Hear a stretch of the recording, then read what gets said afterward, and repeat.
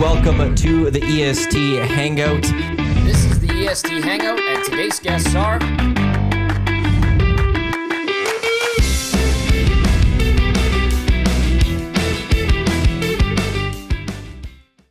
A very good Thursday morning to you. Welcome to the EST Hangout live right here on Edmonton Sports Talk, your clear choice for Edmonton Sports, presented by Play Alberta. Thank you to everyone for listening across the Edmonton Sports Talk audio streams at edmontonsportstalk.com. Tune in, iHeartRadio for those watching on YouTube or listening on podcasts as well. Tom Gazzola, Iwanyk with you here alongside Dash in the Park from Heavy Hockey Network and the Heavy Hockey Podcast. He's back in the Hangout. It had been a while. We were able to make it work. Nice. So it's glad to have you here on the Hangout, which is presented by Sentinel Storage. Canada Storage experts. They've got more than 2 decades of experience helping you out find your storage needs or solve your storage needs. Also, they are the official storage partner of the Canadian Olympic team that is out in Milano Cortina. As we are coming closer to the end of this Olympics. Final, 4 days? No, not even. It's like 3 and a quarter of a day type thing. Yeah, because I saw the closing ceremony is at noon our time. Yeah. Sunday. Yeah, and I'm seeing a couple of people just complaining about, I'm glad they're getting ripped for it mostly, but a couple of people complaining like, why is this game, gold medal game at time? They need to move it. And it's like, well, there's the closing ceremonies, people. And it's called time zones. And like... Some people just don't want to accept or try to understand. Or moving forward, move the gold medal game to Saturday so they can have it later, I guess. There you go. But it won't be part of then the final marquee day.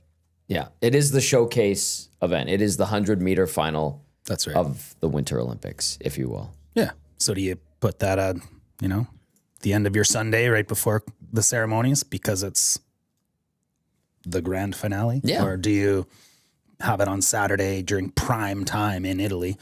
So that's going to be what, 2 in the afternoon? It would have to be there? the 1:10 slot, which would be 9:10 out there. Because they're 8 hours ahead? they're 8 hours ahead. They're 8 so hours that's like ahead. An 8 hours, and then 8 p.m. start their time, right? Mike Sullivan has said, because the Americans have gotten that entire time slot, guaranteed that's because of NBC. NBC probably said, we want that spot. Like, that's why Canada hasn't gotten a lot of those. I bet it's because NBC pays big bucks, bigger than Canadian CBC pays. Mm-hmm. Oh, yeah. They dictate what they want. But Mike Sullivan is saying, like, the American players, they don't get back to the hotel till after 1 o'clock. Like, it's messing with them and stuff. It's like a road game when you're hopping onto the flight and then back to another city. I think NBC paid billions potentially. Like it's a ridiculous amount that what NBC wants, NBC will get. Well, and that's why I'm pretty sure we've seen America get the 1:10 games, which if I'm the Team USA, though, I'm not happy about that. I want the 8:40 semifinal game tomorrow, not the 1:10, because the final is at 6:10 on the Sunday. I'd want to get used to playing earlier. I don't want to be in this 1:10 spot for 2 weeks. And all of a sudden I got to get ready in a day and a half for a game. I know it's not the most ridiculous time. I feel like you want that earlier semi with that a little extra rest time, and you're also more accustomed to that earlier time slot that benefits Canada, Finland, I believe, over US or Slovakia.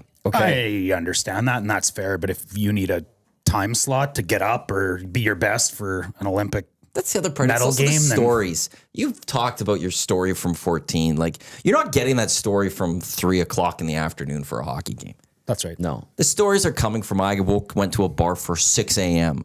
to watch a game. Yeah, that was crazy. I think I put in like a 20-hour shift at Hudson's downtown at the time because it was right across the street or right across my parking lot in my old condo building. And that's what makes it wonderful. Like 2010, are you saying? Or No, 2014. Or 14, sorry. Those were Yeah. the Sochi games where I Right. think the game started at like 5 in the morning. Gotcha. I was there till, I mean, I went home and like showered and stuff. Yeah. And came back. I think I had like 2 wardrobe changes that day. Funny, I don't And remember where I was for the Sochi, but I remember where I was when Sid scored the golden goal. I remember that one too. But yeah, it was a 20-hour day. And there was also the time they had Super Bowl there. I watched the game and won a mini fridge. And the guy at the end, there was like 6 of them. The guy at the end of the night's like, all right, congrats. You have a truck. Like, clearly you're unable to drive. I'm like, no, I can't drive.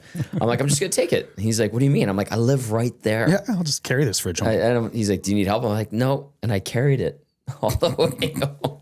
That is lovely. I still have it. It's in my office. You've seen yeah. it. Yeah. So stuff like that. But yeah, like a 20-hour shift at. Maybe you could bring it here for Zach so he could put his lunch in it. No. I have a ton of beverages and libations for everybody when they come by for guests. Although we're having issues with our fridge, apparently. It's not cooling. Nate the Builder, I hope Benny talked to you because we might need Benny's listening. Yeah. He says, hello from 30,000 feet in the air. I'm taking a draft-winning celebratory trip to Arizona. Yes, he is. No, I think we just need, like, if there's an appliance repair person that we know, maybe just get them to look at this. It's funny, you look at the side of that fridge and you're like, what the hell happened to this thing? So just close the door. Canada, home in. They get the win. We're off to the playoffs. 10-7 beating the Koreans. That clinches Canada's top 4 spot to go to the playoffs. Nice. So both men's and women's curling are off to the playoffs. Homan started off 1-3, but they figured it out. They got it back on track, and now they're looking to go and claim that gold medal that was expected they were going to go win. Hopefully they could go get it done. She looks so happy. She's got the eye of the tiger. She doesn't usually show emotion like that during a tournament. I was going to say, that's more than I expected out of her. You get that at the end. Relief. You know what? I don't think that's elation. I think that's relief. We got to the playoffs. Point. Awesome. Like that was, we put a lot on ourselves because we lost those first 3. But hopefully they could rein that in and get ready for 2 more wins. 2 more wins. What were you going to read, by the way? Oh, the NBC broadcast deal with the IOC. Here's what they've been doing it for 30 some years, I think. Yeah, and they've extended for a lot longer. Yeah, too. That's why I think it was in the billions. So here's what popped up: amid competing bids by Fox Sports and ABC/ESPN Incorporated, NBC renewed its rights to the Olympics across all platforms through 2020 in a deal worth $4.38 billion, the most expensive contract for Olympic media rights to date. In May 2014. NBC Universal extended its rights through 2032, paying $7.75 billion. That's 32? Yeah. Well, 34 is back in the States. And they'll probably So NBC is going to throw a bunch of cash to make sure they get that Olympics. Yeah. You're not also going to lose it once it comes back to America. Like by 34's in the States? Because 30 is French Alps, 34 is in Utah. They've announced that. Because I also have to correct something that I got wrong yesterday. Well, Tommy, let you go ahead. Okay, real quickly. There's a news update about this. NBC IOC signed $3 billion U.S. Olympic media rights deal through 2036. Oh yeah, including Salt Lake. So they finished off Utah. Yeah, they got that done for another $3 billion. These things have always fascinated me. I've always focused on them. So knowing where they're going, but it's also been fascinating watching, to me, the lack of interest in Olympics that have come up. How it used to be everyone wanted to bring the Olympics. That now it's like so few want the Olympics that when it came to this Olympics that's in Milan, no one wanted this one, in a sense. Calgary was the one that would have got this if they wanted it. They voted it down. And it kind of I remember at the time, it was kind of just a reluctance. We're going to Italy here and we're giving it to them. Beijing took the last Olympics. I think they were up against Kazakhstan for it. And now we're at a point though where it's not even bids. Like it's not even, do you remember when Vancouver won? It was like, huge. There's voting and there's all this stuff and who's going to win.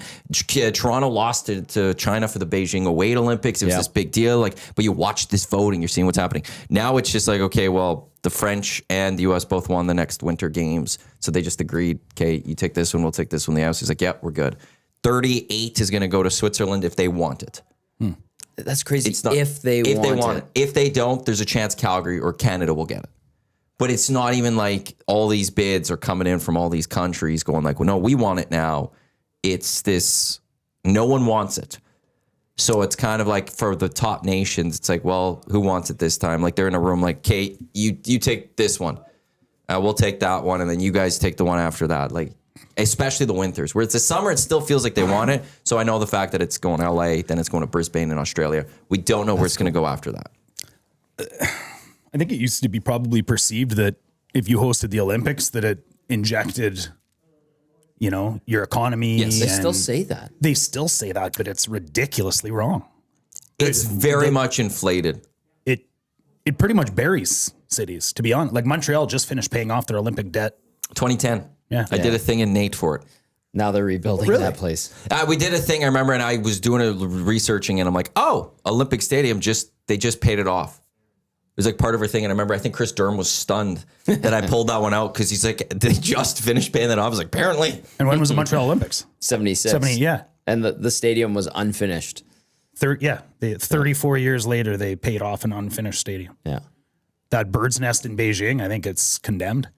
Is Really? it? I don't know. It looked awesome. I know that we talked about the stadiums that they used in Brazil for, I think, Olympics and World Cup.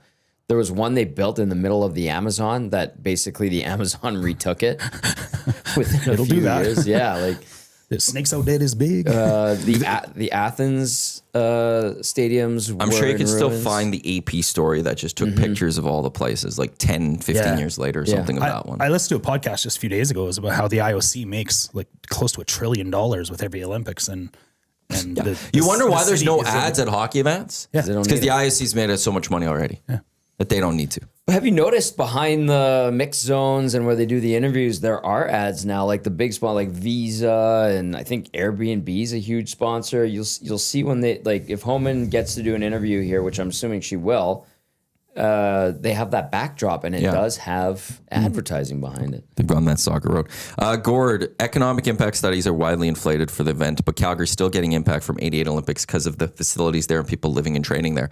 And yeah, I know I've learned this from JMO because he's had to write these stories with Grey Cups and stuff. And I remember there was issues when it came to the Atlanta All-Star game in baseball. That was pulled for political reasons and things like that. But these stories come out and it's found that it's just It's kind of BS. like they'll sit there and they add extra things, but it's like, okay, there's this massive economic impact. Is there one? Yes. Is it to that level? Likely not. How much more money did they put into those facilities in Calgary just so they could continue to be used, though? Well, It's Not like as much as they would like. Yeah. That's one of the reasons that's why they just didn't go it. for the Olympics. The bobsleigh track is not used anymore. I don't know if they're using the ski jump anymore. They have built the Wind Sports Center, which is a training facility for Winter Olympics, which is a really neat. It's basically Terwilliger with another, area that could have been an arena that's essentially for like bobsleigh training and sprinting and this and that. It's really neat. smells like cabbage, though. Well, just a hint. Just you catch a whiff of it every now and then. But remember in that article that we were reading that they said that they have an investment that's collecting interest, an account that they created that's still collecting interest, so they are making money on it. No, it's Calgary. Yeah, I did not I'll try know to that. pull it up so I have the actual quote. Vancouver was one of the few Olympics that walked away and not going into debt. I think London matched them. I think those back-to-back Olympics were just massive successes. But we've gone away from that since. And now the winter just doesn't have the cachet globally. And Globally, that's globally. Like it's not as big of it. Like the entire world does not compete in the Winter Olympics. Right. And the other part that I know the IOC talked about with this is they're wondering whether they need to move up the Winter Olympics just because it's more having struggles finding more winter climates because of how much warmer things are getting at this time of year. That do they have to move the Winter Olympics up a little sooner?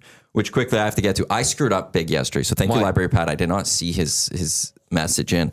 I kept saying, and I don't know why I thought this, but it was the Olympics every 2 years. It was still the Olympics were every 4 years, but summer and winter were still held together. Yeah. And for whatever reason, my brain went to the fact that happened in 92 with 2 and then 94, that there was the 2 years. Mm-hmm. And for whatever reason, my brain was thinking that it was every 2 years, but it was not. The Olympics is outside of 92 to 94. Prior to 94, they weren't held every 2 years. They were held every 4 years, but they did winter and summer together, and then they finally separated that. I like how they do things now.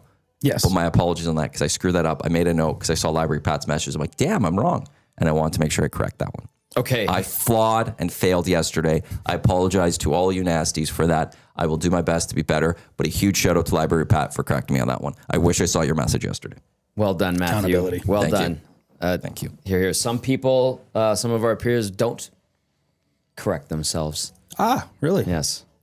Almost like accountability is important in media, Tommy. Sometimes it's supposed to be. Anyway, here's the quote from the AP article about Calgary getting the Olympics in 2030 and why it didn't come to be. But here's some stuff that this article had in regard to the money that it's still making from 88. So they had that plebiscite we were talking about, right? And they cite this in the article. Calgarians, leery of the cost and them actually making money and the value that it brings to the city. So within weeks of the plebiscite, the 88 sliding track for luge, bobsled, and skeleton at Canada Olympic Park shuttered and hasn't reopened.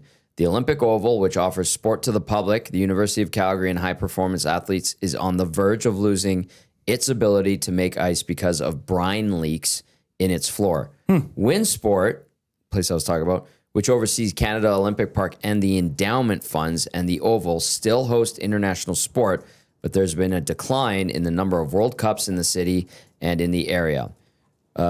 We've held more international and world level events in the Bow Valley corridor than any other jurisdiction in Canada. We gave that up, Moran said. Here's the part that we're talking about. The Canmore Nordic Center, a cross-country ski and biathlon facility, is in a provincial park. A $27.1 million expansion paid by the province was recently completed. It's in the best shape of the 88 venues.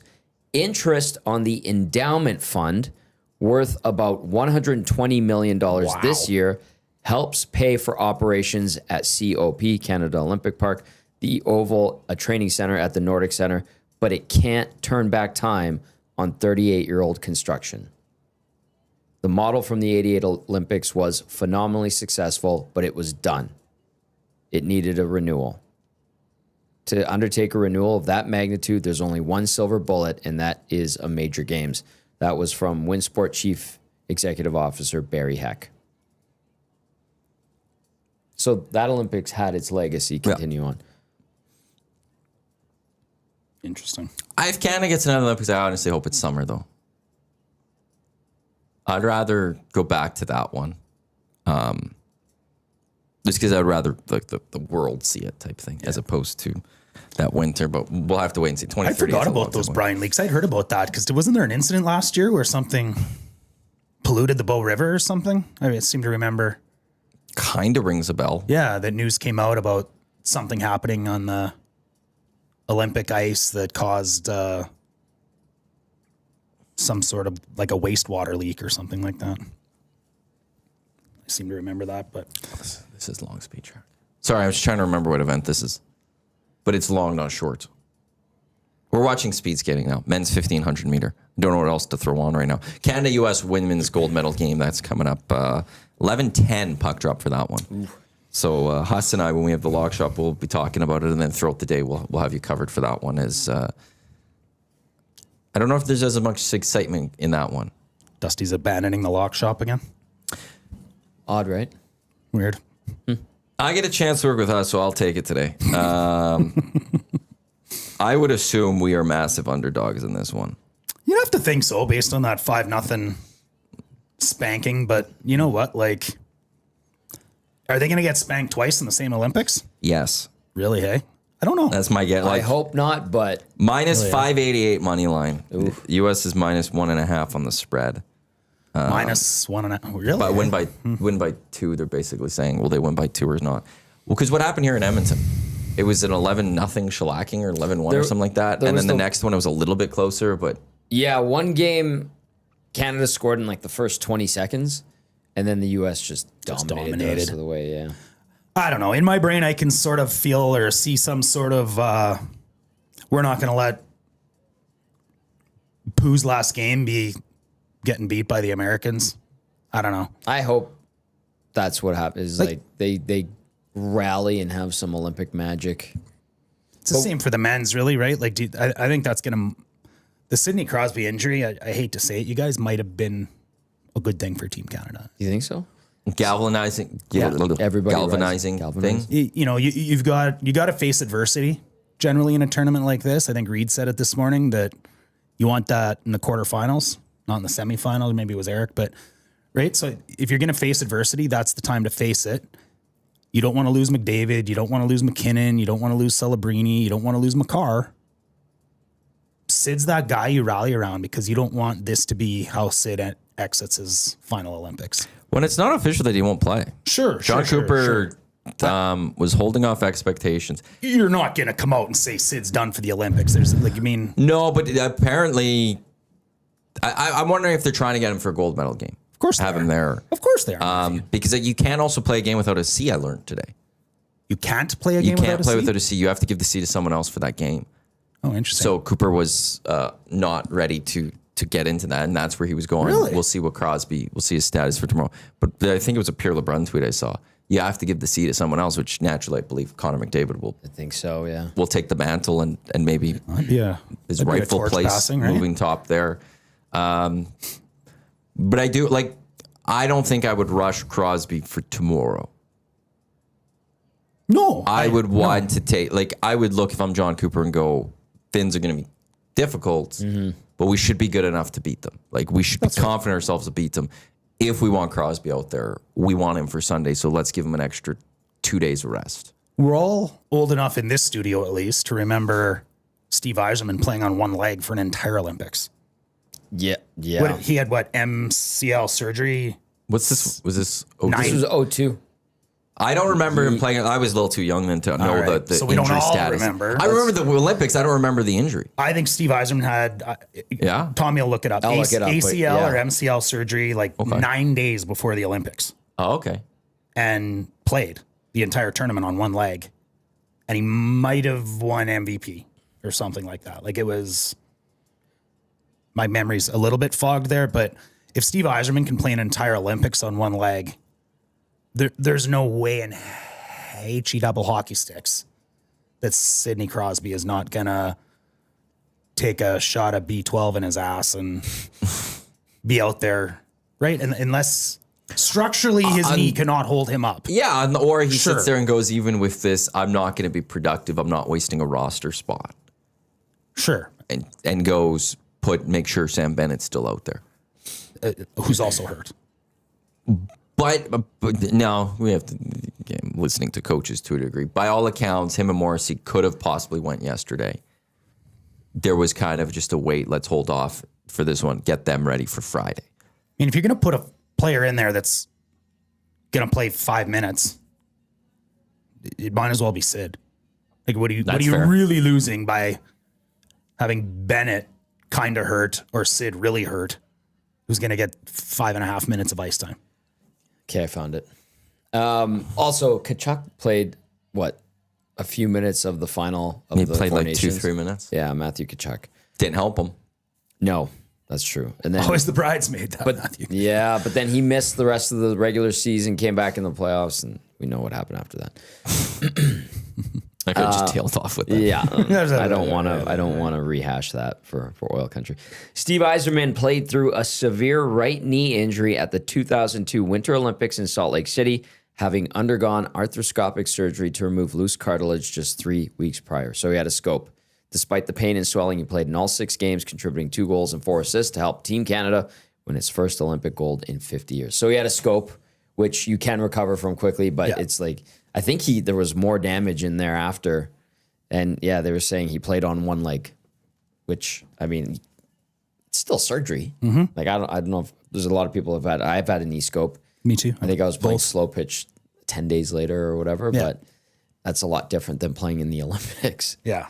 Yeah. The intensity is a little ratcheted up. And I mean, think of Connor Hellebuck. He had a scope this year. And what did he miss? 6 weeks? I think they played it very safe with him. Something like that. Yeah. A month or 2. Yeah. 83 runner. Do the Penguins get a say in Crosby's return? Kyle Dubas is part of the management team. Yeah. But I don't think if you're Dubas, you at all think about the Penguins when you're talking to Sid. I don't think you tell Sid. Sid's making this decision largely. Yeah. Because it's also Absolutely. this is his swan song. Yeah, this is likely his last Olympics. It would be a lot to say that he's going to be there in 4 years. I don't think if you're Kyle Dubas, you're sitting there and be like, nah, you got to worry about the Penguin season right now, as opposed to this is the last time I'm going to be wearing.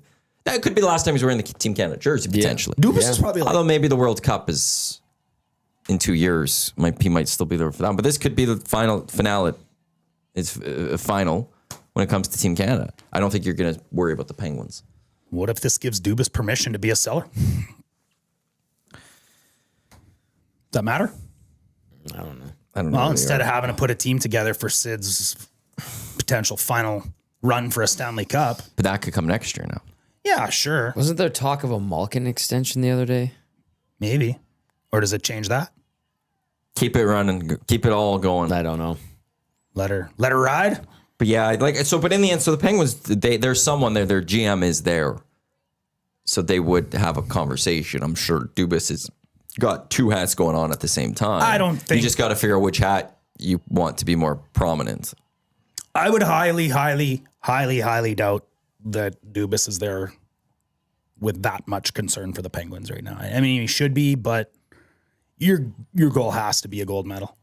They interviewed Doug Armstrong at one point in time in the tournament. I think it was during maybe one of the women's games or something like that. And he was asked before the Czech game, Pasta looks a little banged up. You know, Sweeney's there. Does the Boston loyalty look at Pasta's injury and say, well, hey guys, take it easy out there. You know, we need Pasta for the run. And he said, no, our goal is to win a medal. And if Sweeney knows about an injury, trust me, the whole team will know about Pasta's injury because the goal is a gold medal. So yeah, you don't want to be the reason that I would hope you're Dubas holding your isn't team back. Different than that. Yeah. Exactly. And it's just a different level because it's also Crosby. Yeah. You're not 100%. You don't tell Crosby what to do now. He's going to make that decision alongside everyone else, but ultimately it'll be his final call. Especially since he's like part of it is he's the captain. So if he believes that he could help this team, great. If he doesn't believe he could help this team, then that's just that there's a reason he's that leader. He'll make that decision and go, no, it's not me. I'm not going to help. It's their turn. Maybe he wants to keep his undefeated streak in gold medal games intact. I know that's ridiculous, but we shall see. Tomorrow will be another fun day. 8:40 puck drop, Canada, Finland. We'll be on during the hangout watching that one, just like we were yesterday. Where were you yesterday for the game? Just watching at home. Yeah. I was wrong about Hellebuck. This text said Hellebuck was only out 3 weeks. He was diagnosed with a 4 to 6 week recovery. That's what I said. Okay. And then he came back early. Came back early. Right. Yeah. Thank you for that. I'll admit my wrong. When you said 6, I thought it was a month, but yeah. Yeah. Well, they had some struggles. Yes, they did. Among many others in Winnipeg. Yes, they did. And still are. Yeah. I didn't watch much of the U.S.-Sweden game yesterday. From the Americans, I don't know. They're just not scoring. I don't know. But they're scoring enough. They're doing what's needed. They're playing very good, competitive, best-on-best hockey is what they're doing. I mean, they got better goaltending. They got better defense. They got deeper defense. They got deeper forwards. But Canada has the superstars. We have a high-end talent. Nobody on that American team is anywhere close to the top 3 players in Canada. In my What about opinion. Austin? I'm kidding. I'm kidding. I'm sorry. I'm sorry I did Tommy. I will say on the goaltending, What about though, Austin? that. Yeah. the goaltenders on Canada can get it done, and the Americans haven't proven they can get it done. Fair enough. Yeah, fair. And like Gager and I think it was yesterday, we were going through gold medal or Stanley Cups, and we had Matthews and Matthew Tkachuk, Gensel, and there's one more player I forgot. We counted like 5 Stanley Cups total on the Team America, and in Canada we just kept rattling off cups. The amount of cups that this team has across the board. I did also see a Canadian writer yesterday. I got to pull up this tweet because I'm sorry. He was getting torched. It was one of the stupidest comments I think you could have after yesterday's game, in my opinion. I can't think of the other American Cup. I'll have to go look at the roster. The tweet was, here it is. John Cooper won't, but I'd still start Logan Thompson in the semi. Some big stops late from Jordan Binnington there, but he still also looks shaky on enough looks against the Czechs and France over 2 straight games that I think he's a risk, and one you don't have to take. After we just saw Jordan Binnington I think do what you wanted from him, which is make the saves when it mattered. He made that save late in the game. He made that save in overtime. You look at the 3 goals he allowed. I'd say for the first 2 especially, those are just, I'm not putting them on bidding. Terrible giveaways for the first one. Great shot on the second one. Third one, there was 6 guys on the ice. It shouldn't have been allowed, just in period. That was nuts. I don't know how you walk away from that game going, yeah, goaltending, make a change. And how you then would think that that would go in a locker room. Hey, we've done great, guys, but we're going with that guy now for the next game, who now hasn't played in a period of time. Is your Logan Thompson chances really that much better than your Binnington chances? Well, and that's the other. Like, it's not like he in his one game, it didn't look like he was just this like brick wall that you looked at him like. And against France, Binnington had like such a period of time without a shot. We know that's always a bad thing for a goalie. It was one of the stupidest comments I've ever seen. He was getting torched on Twitter, though, which I loved. Even people would be like, look, I'm not a Binnington guy, but you absolutely go with Binnington. But then somebody nailed put that it. out there? It was Scott Wheeler. Oh, Scott. Okay. And then the biggest thing that I saw somebody be like, you're just putting this out there so that if things go wrong tomorrow, you could say, I told you so. That's one of those things that if Canada loses tomorrow and Jordan Binnington doesn't look good, you could be like, retweet that, be like, look at me. I was right. But it was just a universal, like, you're an idiot. Why would you do that? Yeah, I just had to bring that one up. I'm not calling anyone an idiot, but I'm not doing I'll call him an idiot for that one. Sure. That one I'll write. I'll just say you're an idiot. Show me in sport where that or in hockey where that happens. Exactly. Where you've won. And the goalie made the saves at the end, which kept you alive. He could have not allowed or made those saves, and then Canada would have been out. But he made the saves like he did at 4 Nations when it mattered. And you find me a coach that then goes, we're making the change. And then if you're John Cooper, what if it doesn't work? You make that change. You're just going to get absolutely torched. Like Skinner getting the back-to-back shutouts in the playoffs. Let's go with Calvin here for the next game. What is the term that's always used whenever they talk about Grant Fuhr? He didn't let in the next one. Save. Yeah. Right? Like, well, Binnington kind of did that. Do I have a ton of confidence in him? No. Do I trust the coaching staff at this point? Yeah. I mean, I suppose we can't do if you go to Logan Thompson, I hope he does well, but I don't think it's going to happen. John Cooper has stated that Binnington's their guy. They've gone with that rationale. He made those saves late in the game yesterday that allowed the Canadians to go and get the winning goal. So it was never not Binnington. No. It was unless he blew it in game 1. Binnington. Game 1, if Canada lost to the Czechs in game 1, or it was like a 6-5 game Canada won, or even lost. Yeah, then you might have the Luongo Then it's different. Then we saw it in 02, we saw it in 10. That's what we were going to go with. Brodeur took it in 02. Luongo took it from Brodeur in 10 because we lost the first 2 games in each of those Olympics. That would have been the thing. But the moment he won, and not only won, he got a shutout. It was done. It's Jordan Binnington net. We're either going to win or we're going to lose with Binnington in net. That's what it was. And just after a game where he has 2 major saves, you're going to sit there and be like, nah, go to the other guy. Like, it's just one of the most ridiculous takes I think I've ever seen. Connor McDavid doesn't get that overtime goal in 4 Nations without Binnington saving overtime. No. Right. I'll say flat out. I'll be worried just because of the shots or whatever. But if Canada's in a gold medal game and it goes to the overtime, I have confidence in Jordan Binnington. That's when I actually have the confidence in Jordan Binnington. When the game is on the line, I'll have the confidence. Early on, could I see a shaky goal? Sure. But I also think that I have the confidence that he'll make the save when you need it. He's proven it time and time again with this team. Now, is he going to be our goalie in 2034? Probably not. No. But he is right now. He's doing great things. And it's Eichel, who, by the way, was the other American. Thank you. Thank you for getting that one. I was trying to think. I thought it must be a defenseman, but then here, like you have Shea Theodore, Mark Stone. If you go there, Binnington Marchand. And Parayko, Doughty, Crosby, Marchand, Hagel. We just kept going down the list. And Makar, McKinnon, each have a ring, and it was just like ring. So many of them. And now they had their one adversity from Thompson. yesterday. As the third or fourth. All goalies have it. Yeah. Darcy Kemper has a ring. Yeah, absolutely. Darcy. Oh, right. Now, No, every goalie in Canada had a ring. Logan Thompson, that was the 5-headed goalie monster in Vegas. Remember when the Oilers were facing the Golden Knights? It was Brossoit who started.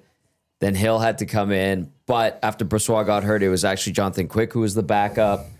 Logan Thompson had been injured, and they had to shelve Robin Lehner at that point before they walked away from him. Yeah. Yeah. And I think Yuri Patera even got some games. Good pull. I'm trying to think of who number 5 was, and I could not grab that. I remember. Patera. I was like, wow. Yuri Patera? All right. And they all looked good. That was a good team. They won the Stanley Cup. Almost like goaltenders are a product of their system, you know? How dare you say that? How dare I say that? Yeah. You don't know. You don't know what you're talking about. Portions of this hour of the Hangout, they are brought to you by Hammer Injury Law. If you're looking for any personal injury lawyers, Rick and his team are the people to connect with. Give them a shout, 1-855-98-HAMMER, proud title sponsors of the Fun Spiel that took place at the end of January.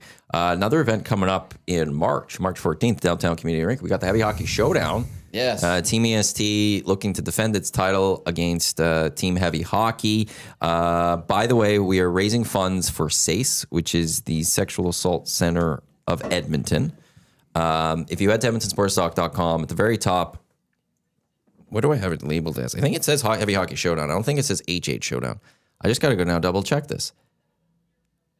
On the top, it says Heavy Hockey Showdown. If you click there, there's a link to donate. It's a wonderful cause. On the 13th at the Ice House will be a watch party. Oilers are taking on, I don't even know who they're taking on. St. Louis, I think. St. Louis. This is a silent auction that is taking place. So come on down. Tommy will be there for pre and post at the Ice House for that day. And then we'll have the game 14th at 1 o'clock at the Downtown Community Rink. It's going to be a fun time once again. Once again, it's never not a fun time as long as I'm throwing double negatives out there today. I am really looking forward to it again this year. Yeah, I don't think we've ever had anybody show up at the Heavy Hockey Showdown and have a bad time. You guys are a testament to that. It's always great. I still get chirped. You still get chirped. Yep. You are on Team EST. Are you sure? Yeah. Unless you're bailing. Are you I'm sure? not bailing. It's just How do you know where we registered Tommy this year? Oh boy.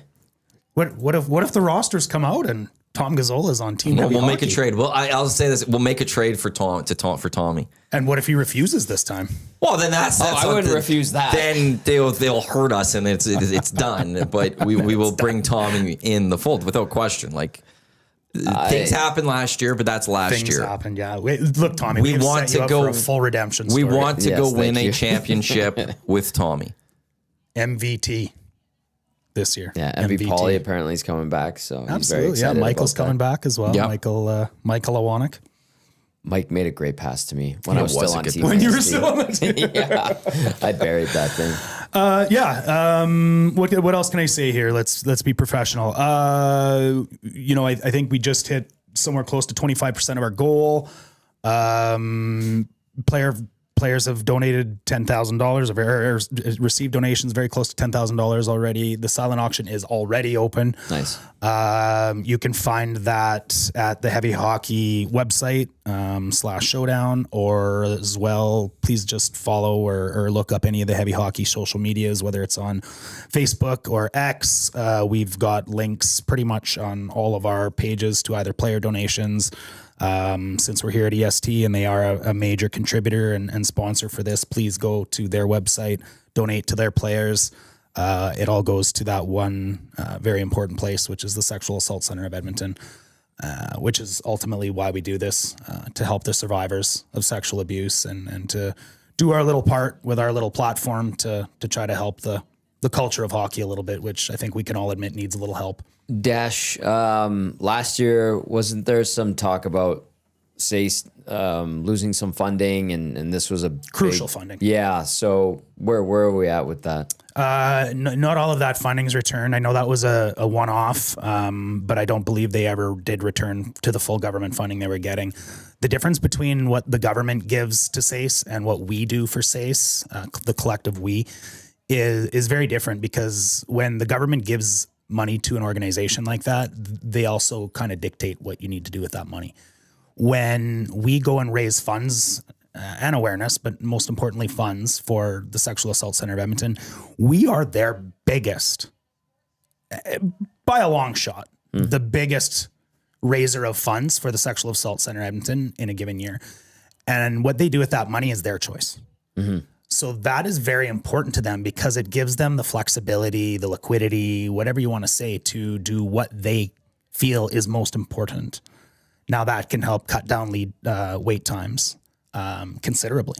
You might take wait times from close to a year and potentially be able to knock months off of that, which we all know for anybody that is a survivor of sexual abuse is incredibly important. You need help immediately, let alone in 9 months. That could save lives. We've had people approach us and say that they feel that lives have been saved based on what we do. I don't want to wave a flag and take any credit for that because at the end of the day, it's SACE's services that do that.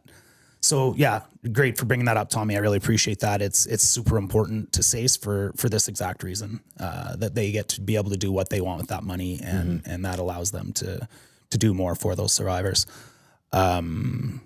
Yeah, so just really looking forward to it again. Shout out to all the sponsors. I don't think I want to go and list them all right now, but there's some really important ones out there, and we'll probably, when we have the whole crew in before, we'll do some major shout outs. But thanks to everybody that's contributed again and made this possible. Thanks to you guys for contributing. Thanks to you guys for the airtime, the pre and post.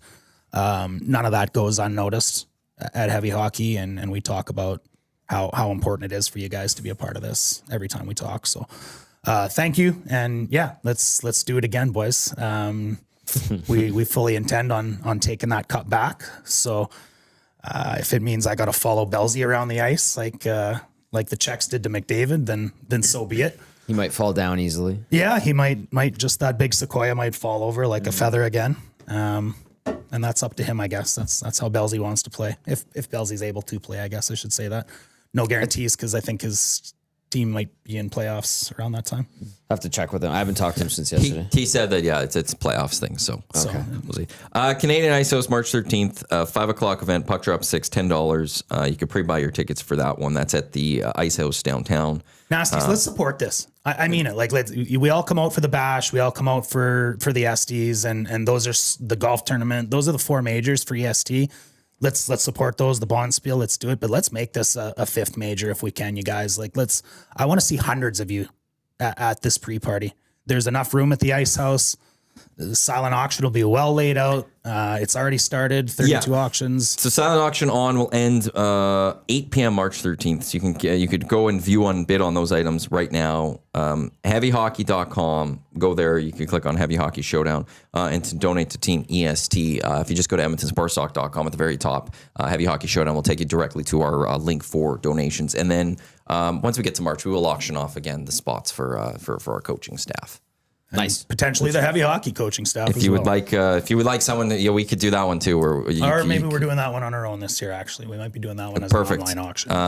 Well, we can auction off our coaching staff. We'll have we had a head coach, Coach Pete, last year or 2 years ago. Last year ended up being your guys' coach. Was it Pizza Guy last year? Pizza Boy last year was Coach Coach Mike the year before. We had Fergie's prostate as our goalie coach 2 years ago. Yes. Eric was our trainer 2 years ago. Lots of gum. But we'll see. So. We'll do a couple of spots for the coaching staff for Team EST for sure. Yeah. Stay tuned in March for that if you'd like to join us for that. Was it you or Eric that just had a wad of gum in the side of your cheek? Yeah. Both of them. Both of us. I had sticks, and I was going with that one. Yeah. And Eric had Dentine Fire Ice and stuff or whatever, and he was going with those ones. I thought when you had the big league chew. No, we never had the Big League Chew. I wanted the Big League Chew, but I forgot to get that one earlier. No bad breath on that bench. My jaw was fine that day. A couple days later, it kicked in, and it was hurting for like a week. That one was a little too much. The sacrifices you make for your team. Well, we didn't win that year. Very disappointed.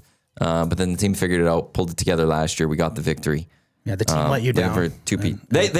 They massively let our coaching staff down. I stand by that one. Coach Even though Pete, the coaching staff had Tommy and Coach Fergie, Dusty playing defense, who aren't defensemen. Because we needed if they were playing forward, we'd have let in even more goals. That's true. The 4 of us were let down. Why do you think my brother's brought in? Because I know he'll play D. There you go. And Ringer. I'll bring him in because I knew he'll play D. He's okay with just, I'll go play D. I'll go do it. And So MV, we're good. MV Pauly just controls the entire ice, really. So Lieutenant Eric, Yeah. I had a massive wad. He comes in with that one. thanks, sir. Yes, you did. Yes, you did. Also, shout out Josh Clausen. What did Josh say? No, it's his birthday today. Oh, happy birthday, Josh. I found out, I did not know it was this. It's number 50. Wow. So a happy big 5-0 to our favorite weatherman, meteorologist. Yes, sir. There he is, Josh Clausen. Doesn't look a day past 30. That's the thing. He Great looks guy. like when he said 50, I was like, damn. I wouldn't picture that at all. But It's like the day Tommy turned 40. It's just mind blowing. Buddy. Mind blowing. it's stunning. But so yeah, happy birthday, Josh. I don't know if you're I listening. mean, or not 30, today, Tommy. but 30. Sorry. I like to say 29. I turned 39 29 forever, again. baby. Yeah, great year.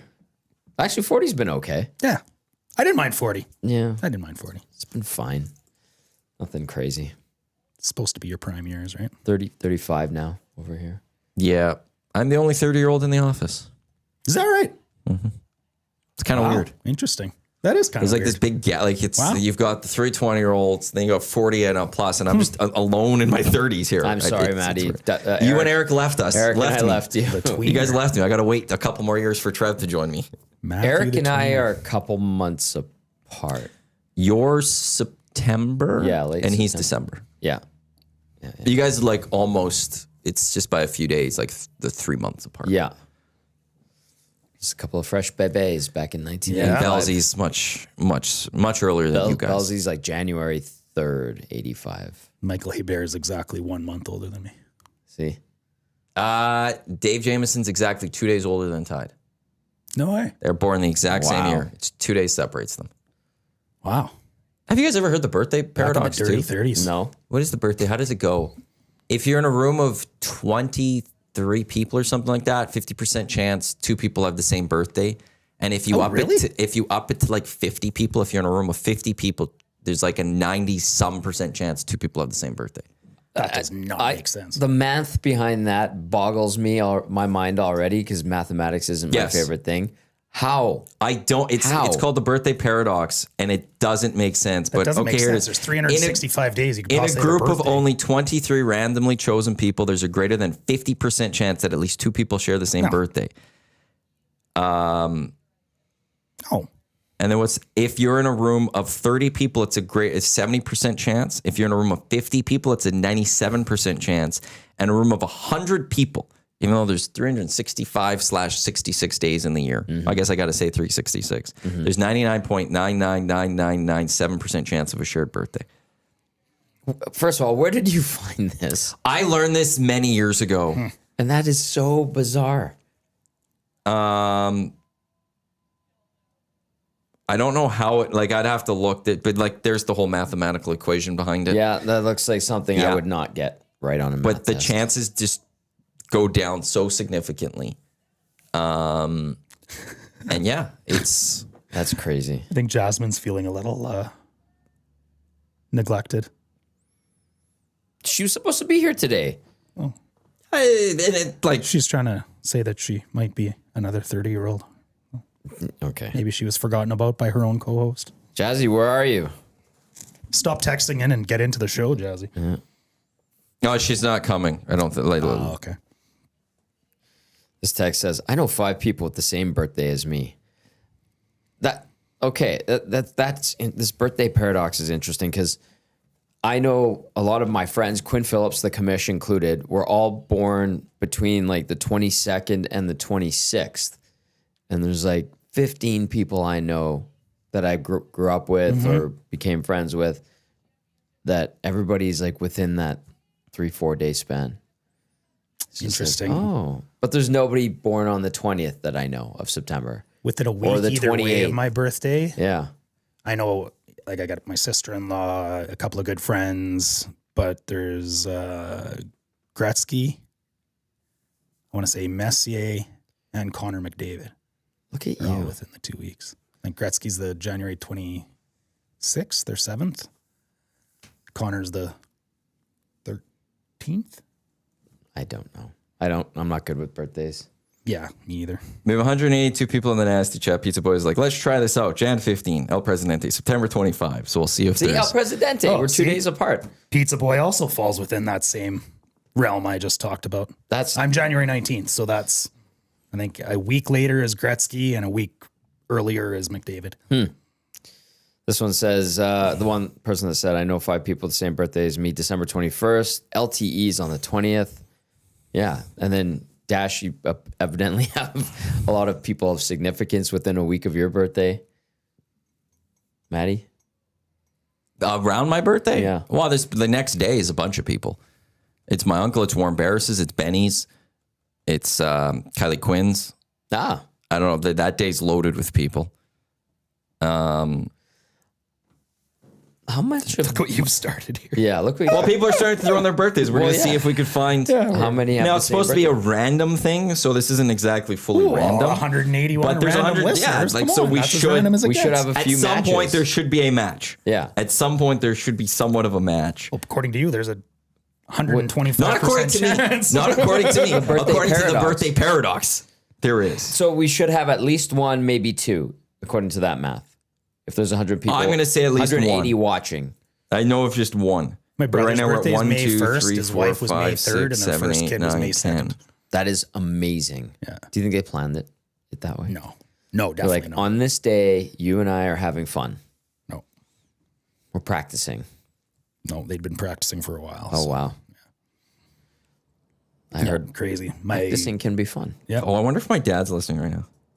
No, never mind. I got the month wrong. My mother-in-law and father-in-law's day and the next day. Wow. That's wild. Yeah. The birthday paradox. It is a weird thing. Yeah. I don't fully get it, but I'm not going to question math. My wife is the same as Dash. Attaboy, Cash. Love you, Cash. Miss you, buddy. This text, the inbox says, between September 20th and 25th, birthday means a decent Christmas for someone. There you go. Yeah. Yeah. Cash, bring you and your wife down to the showdown, all right? I want to see you again. As my mom says, you were a gift from God. Tommy, you were. That is what my name means. Matthew? Matthew means God's gift. I'd concur. I don't know So what Tommy would means. you're concur, welcome but, to everyone. yeah, thank you. Gift to the radio gods. Oh, what is Thomas name meaning? Probably means jackass. You and The John name Tavares have the Thomas same birthday. that directly translates to twin. It has strong biblical roots as one of Jesus' 12 apostles. The name is Yeah. widely classic and widely used masculine given name representing a twin or a doubting nature. Yes. Yeah. That, I guess you could say, is And true. it's a little known fact that the true definition of Polly is actually better than Tommy. Yeah, I have seen that in some scrolls. That's how far back it goes. Yeah. Yeah, scroll in the chat. Yeah, it makes a lot of sense. I'm sure you will jump in at any time here. Yeah. Oh, Larsy, we don't need your year. This is just the day. We're not like Just finding. the day, Yeah, just it's the not day. the same day. Like, Yeah. oh, we're actually the exact same age. It's 23 people will share the exact same day of birth, not day and year of birth. I'm just excited to find out the 20 to 25 Russian bot's birthday. Another text says, for the birthday paradox, my dad and my wife's mom are the same day, Remembrance Day, and my mom and her day are 1 day apart, July 10th and July 9th. Yeah, it's funny how you get those clusters. I don't think we've seen a repeat birthday yet. No, but we haven't had 23. 1, 2, 3, 4, 5, 6, 7, 8, 9, 10, 11. There's been 11, 12 of them, including the inbox. And at 23, what was the percent? At 23, the percent was a Just greater over than 50. 50% chance. So we needed to get a higher than that. So a lot of people just don't want to give us their birthdays, which I kind of get. I do understand that. Friedel texting in says, it's because every person has a 1 in 365 chance of matching with everyone else. So adding one more person is another chance with every other person, plus every other person's chances to up as well. So it grows exponentially as you add people. But this doesn't meet the laws of statistics. Like, I don't know. you need, if you have a 1 in 10 chance of something, in order for that to happen twice, you you need to take 1/10 times 1/10. But I guess if you take I have a 1 in 10 out of chance 16 of winning something, you have a 1 in 10 chance of winning something. He's a 1 in 10 chance of winning Sure. something. I have a 10% chance. You have a 10% chance. He has a 10%. But now, if you add us all together, we have a 30% chance of winning. Yeah. Okay. So you take 2 people I don't know. that have a 1 in 365 chance. That doesn't equal 50%. Okay, I'm just asking ChatGPT to explain it like I'm 5. Explain it like. The birthday paradox. Explain it like I'm 5. The birthday paradox. I'm laughing because this has led to people explaining how they were consummated and conceived. Well, this was probably you We're asking about my brother. Yeah, we're getting multiples of story time. Greg the Sound Guy says, I played in a band with a feller, excellent use of feller, who shared the same birthday, summer babies born out of Christmas parties. Yep. Sure. Well, isn't this the paradox that came out of the Moss Pit? Oh, are we seeing an uptick in... Right? All the birthday babies from the 06 Stanley Cup run. That could be. 9 months after June of 06. Yeah, There was a pile of babies, and now they're all old enough to be at the Moss Pit. And make their own babies. So there was a, hopefully not, but. Use your game sense. I get it now. So if you have 23. Now that you're 5 years old, you get it? Well, it's a Reddit thing. Explain it like I'm 5. Just the essence. Yeah. So it says if you have 23 people, you don't just compare the one person to everyone else. You compare person 1 to 2, 1 to 3, 1 to 4, 1 to 5, so on. You compare 2 to 3, 2 to 4, 2 to... So there are 253 different birthday pairs that you are checking it with. I kind of get it. That's why it grows So so it's the extrapolation? exponentially, is that you are checking 253 different birthday pairs, and you're now looking, of those 253, just one has to be 2 of the same day. Another text makes a good point too. And yeah, that I like how you got, so you had AI basically explain it to you in very simple terms. Yeah. And that okay. I like that. That's a good That's tool. what I use AI as, like an assistant to me. It's Right. not going to do my job for me. It's not, I don't ask it to change what I do or anything, but it's there to be your assistant. Everyone now has a personal assistant where you can be like, hey, review this, check for spelling errors or something. That's the way I use AI. I don't like it though replacing, I'm not taking a job away from somebody else. I don't like it creating music or anything like that. I like it to consolidate my research for me. If I can not have to surf the internet for an hour to find something, and it can do that for me, great. That's the use of AI. Cash, I see your question. DM me. Another text says, could also be the common dates of conception, Christmas, Valentine's Day, anniversary, maybe a slow pitch tournament. I don't know. No, because it's not a specific date. It's the fact that we'll have 2 days. It doesn't matter what day that is. There'll be 2 of the same. The math says that. But Okay, so like how many players are in each team for heavy hockey? 4 lines, 2 goalies, and 60. What's that? 18, 20? So it's a normal... Yeah. setup. So we're add in coaches and all that. Basically, there's a 50% chance in their locker room somebody's going to have a shared birthday, and there's a 50% chance someone in our locker room is going to have a shared birthday. I see. But in the end, if you combine all of us together, there's almost there's a 90-some% chance that there's a shared birthday. Very interesting. Well, if Cash comes, I got his wife there. That's how that kind of flew. So it's just like a random thing next to. Hey, for anyone, if they're going to the bar tomorrow, go poll 23 people. I guess 22 people. See if you know their birthdays. That wouldn't be weird at all. No, it wouldn't. Yeah. No, it wouldn't. You're on the dance floor. When's your birthday? Just for a TikTok, make it a TikTok. Yeah. I'm sure there's TikToks for the birthday paradox if I searched it right now. Penner, Maddie's math hour. Hey, we thought we'd be talking about coffee, and we're talking about math, eh? Birthday paradox. Yeah. What's the coffee paradox? How's that for a segue? Okay, that's going to take too long to find on TikTok. I shouldn't do that. Portions of this hour, by the way, the Hangout there, brought to you by the High Product Marketing, official merch partner of Edmonton Sports Talk. Promotional products that bring the buzz. Check them out, highproductmarketing.com. Tom Gazzola, Iwanyk, Dash in the Park from Heavy Hockey with you here on the Hangout, presented by Sentinel Storage, Canada's storage experts for the latest deals. Check them out, sentinel.ca. We do have the lock shop coming up at 11 o'clock. Myself and Haas, 11:10. Gold medal game for women's hockey gets going. 12 o'clock, two guys in a goalie, Trev with Gager and Cass. 1 o'clock EST afternoons, and then at 3 o'clock it is the Reed Wilkins Show with Jay Milne. That's all to come here in Edmonton Sports Talk, clear choice for Edmonton Sports. I do want to get to what you brought up, but first, I also haven't gone to that first hour.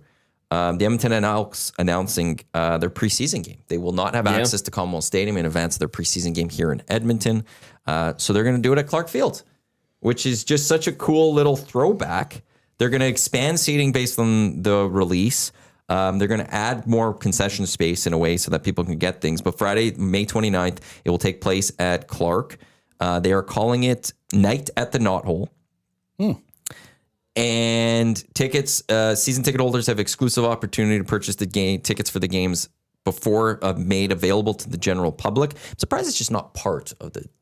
Usually it is. So I'm wondering maybe because Limited availability. that they might not be able to get as much, or they're giving them the opportunity to buy extra tickets. Season ticket holder, you get your one ticket. Here's your chance to get another ticket. I need to check my. But that's going to be a fun game to go to. Yeah.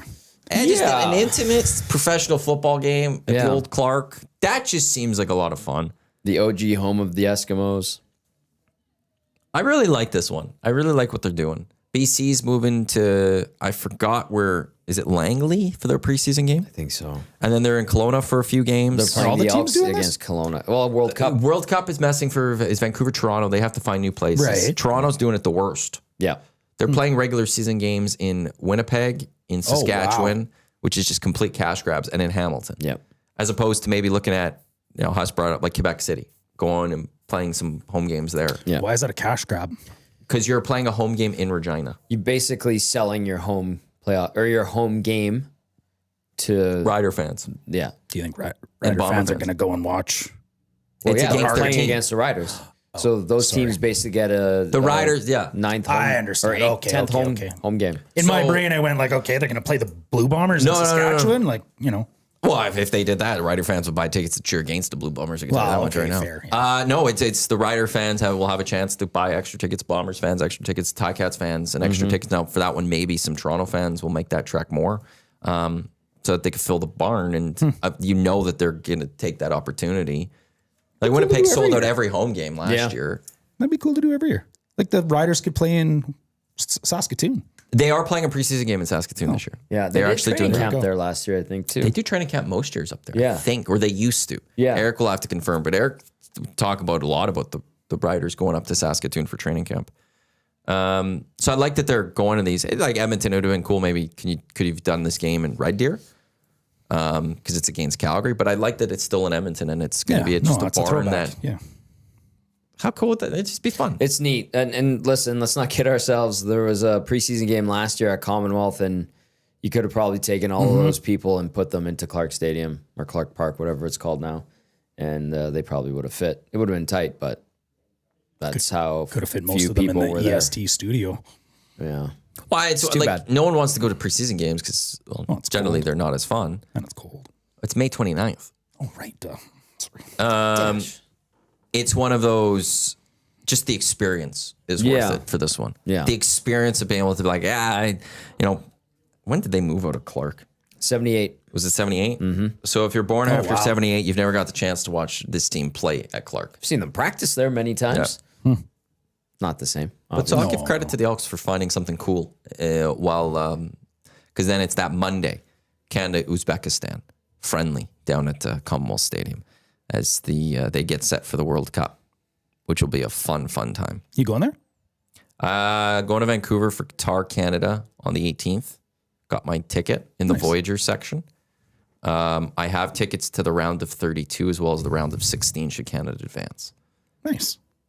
I won't be going to Toronto. I gave up my hope of that one long ago. Sure. And I missed out on the Switzerland games and the recent draws or all the draws. but I'm okay because I got lucky through the Voyagers that my tickets were $88 each. Oh, wow. Wow. That is huge. I've saved so much cash just Wow. out of nowhere with that happening. So thank you to the European soccer fans of this world who forced FIFA's hand and forced them to announce some cheaper tickets. Wow. You could fly there and attend for less than what most people Flight pay for a is, ticket. I'm being like, I'm watching, they just went up recently, but I could maybe get round trip for like, cause I'm going to fly out after the game. So I have to be specific on when I'm flying out, but it'll probably be about 200 and some bucks for a round trip. I'll need to rent a place for one night. Day in Vancouver, they have places, I guess, you could store your backpack. I don't know, I looked those up, little lockers you could rent for the day. I'll do that when I'm at the game. So I'll be able to do it very quick and Painless. yeah. No, that's good. I was ready to pay like $700 per ticket. And for like $700, I'll be able to do the whole thing, I think. Doesn't Jazzy still have a place in Vancouver you can stay at? There's a few of those, but it's like, because I'm going to fly in the day before just because I don't want to risk a delay. Yeah. Yes. But then the match is at 3. So it's like all day, party with the Voyagers, do all that stuff, go to the game. After the game, it'll be just go grab my stuff, head to the airport, fly home. Yeah, I mean, if that backpack's your carry-on, you're good. I could get the ultra basics. I don't need anything else. Simple, easy, fly in, fly out. Yeah. But there is a way you could do fly there the morning of, fly out the night of. The only risk is if there's a delay, you're screwed. But yeah, you could fly like, Good you don't even need to rent good an juju in the Airbnb. So atmosphere. that's why I'm doing it on the day before, so I'm not risking anything. But yeah, that's getting much, much closer. How many days? To World Cup. Yeah. Really quickly about Rider Training Camp. Always in Saskatoon, has been for years. This is the first year I can remember they're playing an exhibition game there. Thank you, Texter. And I'm sorry if I don't have the names. It doesn't save on the app on my phone. It's crazy. It's weird. Like that was Timber Woodsman talking about the birthdays between him and Eric on the 20th and 21st of December. I apologize. Like usually these are our normal texters. Just on the app, it doesn't save as well. I think I asked you before we started the show, and I honestly, sorry, I can't remember if you answered me or not. I know you're looking. What does Clark Stadium hold? I thought, so they said they expanded, but I want to say it was upwards of 8, maybe a little bit more with what FC Edmonton installed. Because they put that 10,000 east maybe? side set of stands. Oh, yeah, in. right. And I remember they would bring in north and South south Zone too. stands, but So it said 2019, it says on Wikipedia, it says 5,000. yeah. I thought there was more than that it can get, but maybe it was only 5,000. And they had those rugby matches against, what was it, Spain and one other one last summer that looked cool and looked like it was sold out and it was on TV.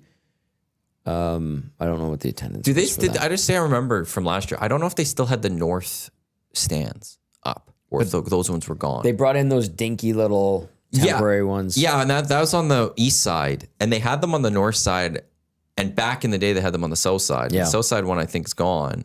Well, I know that one was gone. I don't know if the north side one's still there, but that's easily where they're going to add the extra seats. You probably could get upwards of, I want to say, 8 to 10, which to Tommy's point, last year probably was 8 or something at that preseason game. It was pretty bare. So, and now it's also going to be one, whatever they get the number.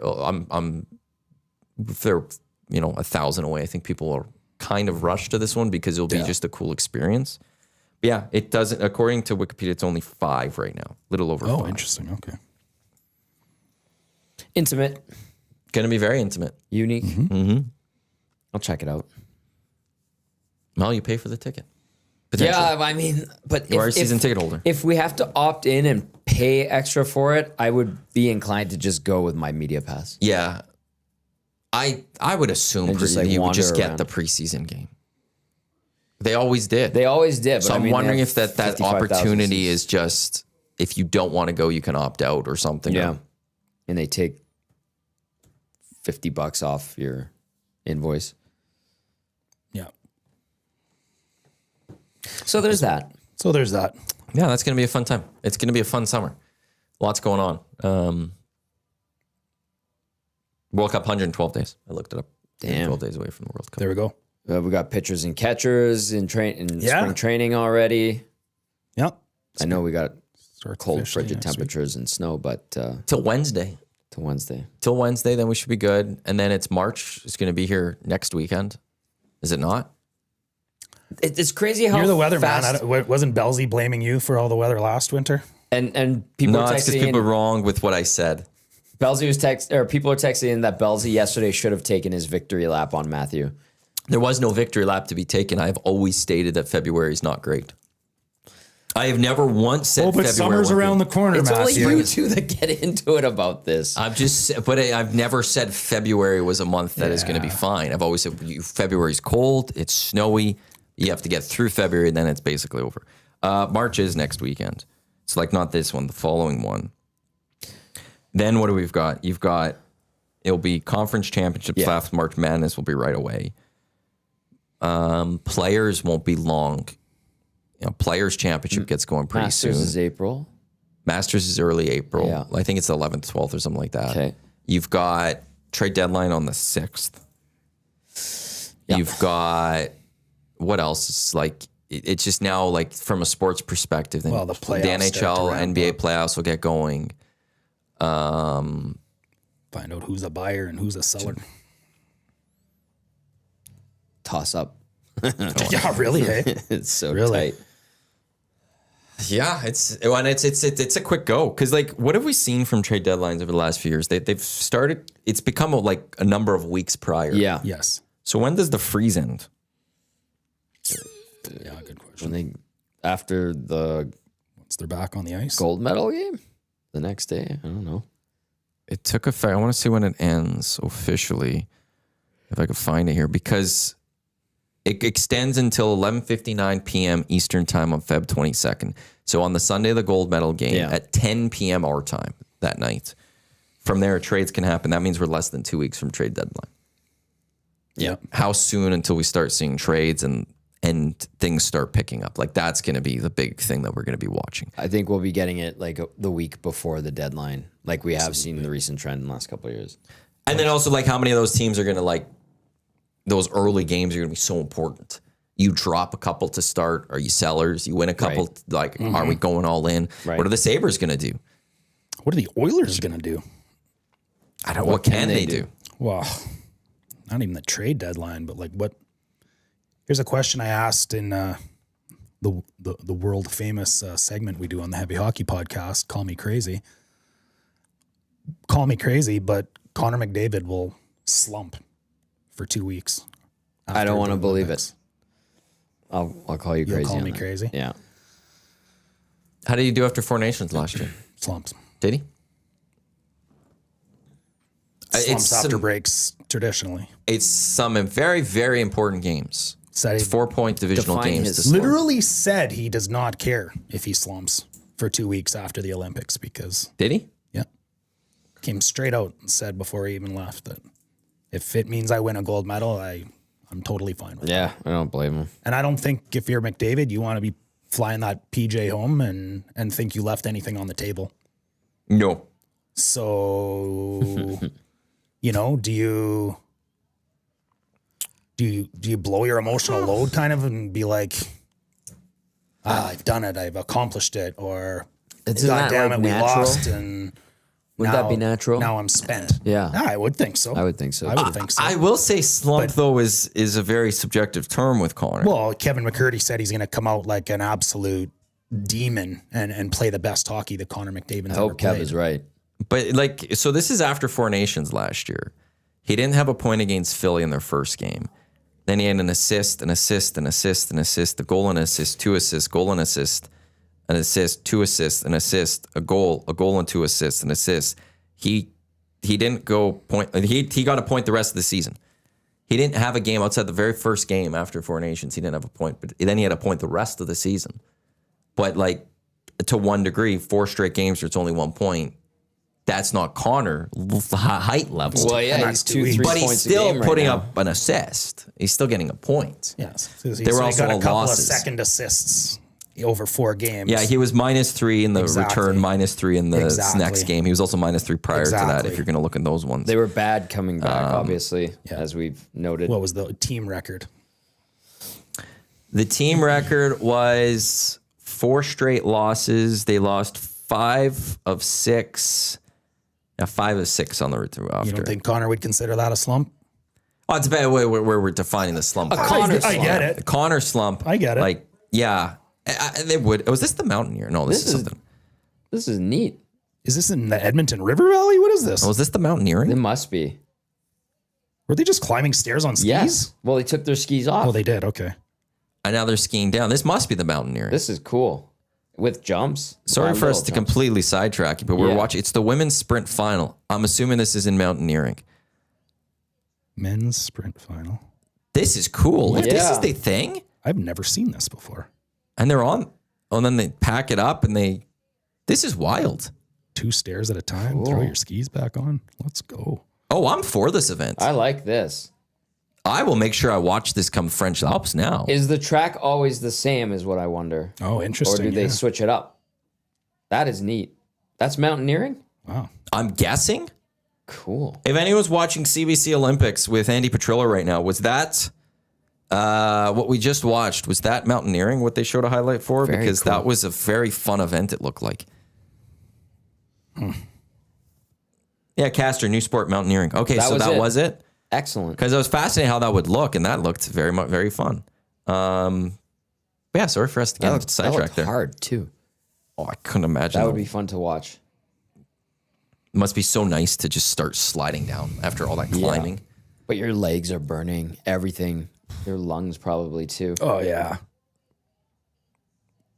But yeah, so for the Oilers, it will be like there's no time for a slump in a way because it's Anaheim, LA, San Jose are the first 3 games that you get.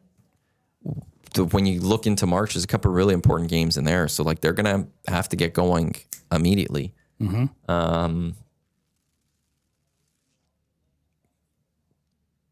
it'll be up to Leon. Like, hey, you got to carry this team while Connor gets his NHL legs under him after having just gone through, either complete disappointment or complete elation from what is to come over the course of the next. Because there's 2 more games for Connor. Yeah. There's a game for a medal taking place no matter what. Yeah. Touch granite that he stays healthy. See what I did there? You the curling. mixed the curling. See, and then there's all the ads: Visa, Airbnb, Alibaba, Samsung, TCL. Has that not Omega. been there for past I Olympics? don't Mixed know. zones? Maybe I missed it past Olympics, but Procter and Gamble. yeah, Procter and Gamble, which is a monster company. They've been Allianz. they've been part of it for Yeah, Coca-Cola. 30 years. Same as Coca-Cola. Yeah, Omega. If I didn't already say that. Yeah, I'm sure they're paying mega dollars to be a part of that. Anyway. Oh, look at that. The Swedes didn't make it. That's a shame in men's curling. That's rough. 2-7. Oh, too bad. The States or the Swedes? The Swedes, I'm so devastated for the Oh, Swedes. no, It's so shucks. disappointing that they weren't able to get that done. It would have been, What a shame. yeah, it's just awful. What a shame. They hopefully they wanted could it. cry a little. They could cry a little bit Yeah. more with their media and all of that stuff. No kidding.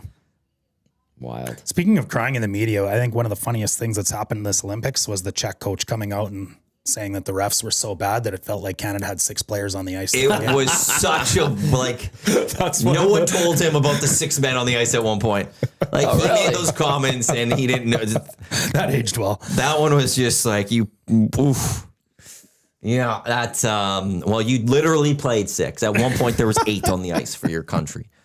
Which is fascinating hearing all the Canadians speak about it this morning, going, we didn't even see it. Like, and they're That's letting crazy. it go, which look, we won, so it doesn't matter. Like, Right. we don't have to get as upset. I think had we lost, it would be a lot of more Sure. complaining about it.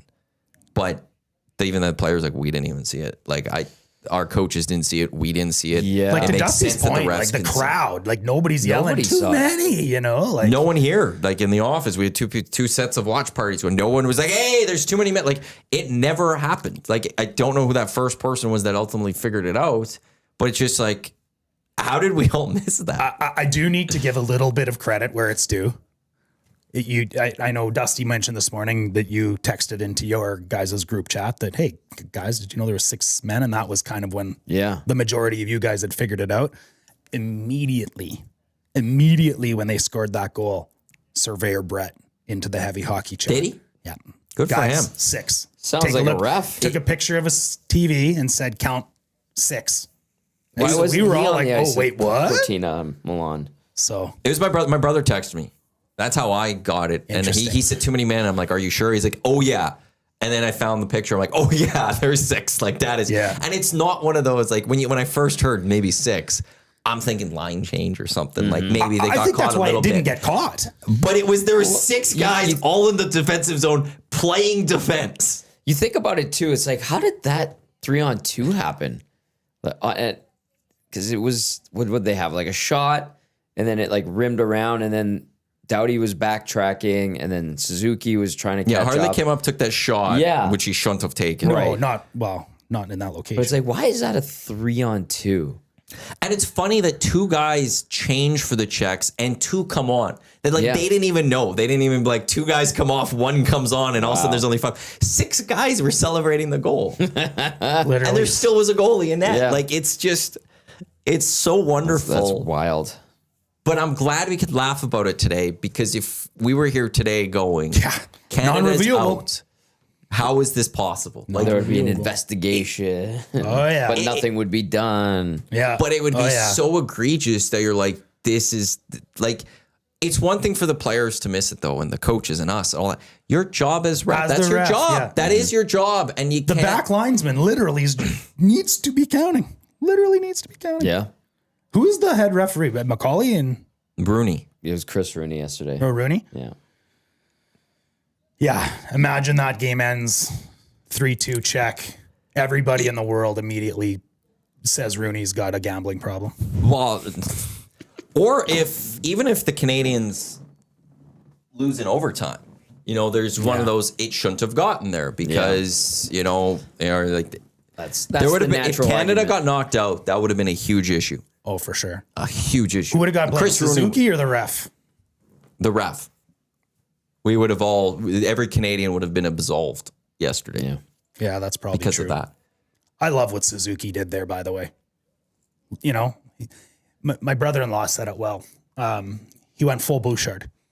Cost the team a couple with pretty egregiously bad defensive efforts, Yep. then turned around and said, hold my beer. Good for him, though. That was a good redemption. Totally moment. redeemed himself. Absolutely. Totally redeemed Yeah. himself. Love to see his dad in the stands. Like, thank God, Everybody knew. Great tip. Like that thing was missing the net by a Dustin Nielsen. Like there was a significant gap between the post and where that puck was going to hit. So True dat. great pick out of the air. Well, all right. Oh, this is some NBA stuff. There's significant upswing and speculation that the NBA hammer is likely to fall on the Clippers for the Kawhi Leonard aspiration Oh, scandal. interesting. That's from Sam Amick, who's a longtime NBA writer with The Athletic. Tree planting. There's a notable Yep. shift from earlier in the season when so many seemed to believe that the scandal might come and go without any substantive punishment being handed down. But now it's believing that there will be a massive penalty. One of the things that has been rumored for a while is just the voiding of the contract. We shall see. Let's hope. And for those that understand this, and yet we're still waiting for Manchester City to have their consequences for their 115 charges. That's Those that know, they know. Not everyone knows that one. You know. Well, Man City was charged they have 115 issues that were put against them. This was like 2 years ago, and there's been no penalties. And other teams have been charged for things, and they've received their penalties in a much shorter period of time, and we're still waiting on Man City. So it's kind of a joke. Like spying and Payments, just money, things, just a whole bunch of different things. 115 charges. There's 115 of them. That's wild. So was one of them bringing in Paul Coffey to spy?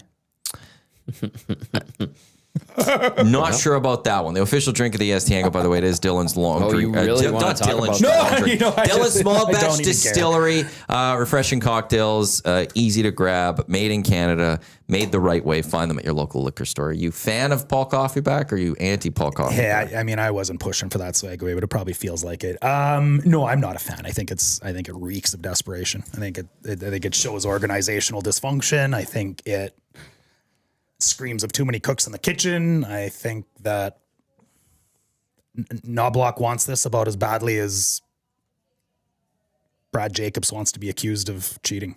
Like I don't get it. I don't get it at all. Old boys club. Here we go again. But it worked last Did time. it? Really? I don't know.